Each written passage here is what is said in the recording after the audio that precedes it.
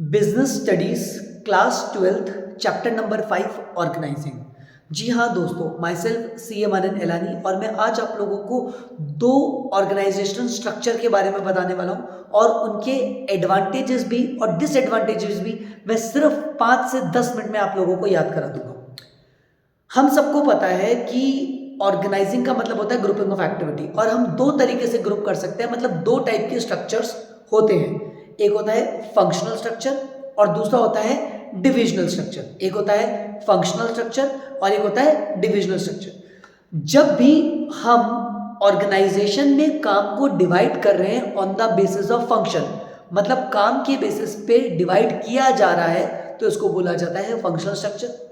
जैसे परचेज एक काम हो गया, सेल्स एक काम हो गया, मार्केटिंग एक काम हो गया, प्रमोशन एक काम हो गया, फाइनेंस एक काम हो गया, तो उसको बोला जाता है फंक्शनल स्ट्रक्चर।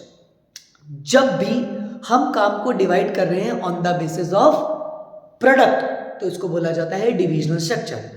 जैसे अगर हम काम की बेसिस पे कर रहे हैं तो फंक्शनल और प्रोडक्ट के बेसिस पे कर रहे हैं तो डिविजनल। अब बात उठती है, सर ये फंक्शनल के फायदे क्या होंगे और डिविजनल के फायदे क्या होंगे, तो मैं अभी अगले 2 मिनट में आप लोगों को याद करा देता हूँ। मेरी बात बड़े ही ध्यान से सुनना। आपने मुझसे पूछा सर ये जो फंक्शनल स्ट्रक्चर होता है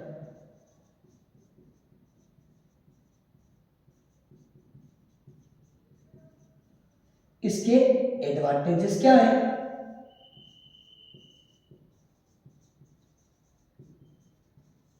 एडवांटेजेस ऑफ फंक्शनल स्ट्रक्चर, तो आपको याद रखना है फंक्शनल स्ट्रक्चर का मतलब क्या होता है, जब काम को डिवाइड किया जा रहा है on the basis of work, मतलब जैसे काम की बेसिस पे डिवाइड किया जा रहा है, दैट इज प्रोडक्शन एक वर्क हो गया। नंबर 2 परचेज, ये काम हो गया, सेल ऐसे काम हो गया। तो फंक्शनल, जब भी हम काम को डिवाइड कर रहे हैं on the basis of function, तो उसको बोला जाता है फंक्शनल। अब फंक्शनल का एडवांटेजेस क्या होगा, तो याद रखना आपका एक दोस्त था सिड,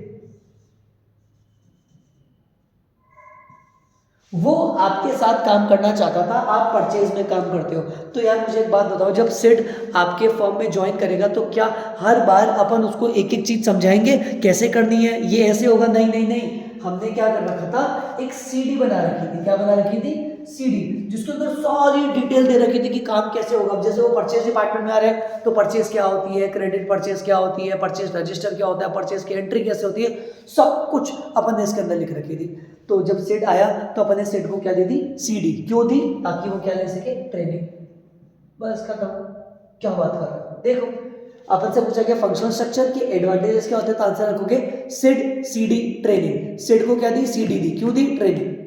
ध्यान से सुनना, अपन लोग कौन से फंक्शन में काम कर रहे थे? सर परचेज में। सुनना मेरी बात, मैं पहले दिन भी परचेज कर रहा हूँ, कल भी परचेज कर रहा हूँ, purchase purchase purchase purchase purchase, सारा दिन परचेज और कुछ करता ही नहीं हूँ। तो मुझे बताओ, अगर एक ही काम को बार बार बार बार बार बार बार बार किया जाएगा, जैसे अगर मैं बीएसटी बार बार बार बार बार बार पढ़ा दूँ, तो क्या मैं एक्सपर्ट हो जाऊंगा? नहीं हो जाऊंगा? हाँ सर। तो ध्यान से सुनना, सबसे पहला फायदा होता है specialization. Number 1 is specialization. Number 2, अगर कोई जना किसी चीज में स्पेशलाइजेशन हो रहा है तो ऑब्वियस सी बात है वो कम पैसों में और कम टाइम में उस काम को कंप्लीट कर देगा। That is increase managerial efficiency. उसको बाकी कामों पे ध्यान देने की जरूरत नहीं है, वो एक स्पेसिफिक पर्पस से काम करेगा।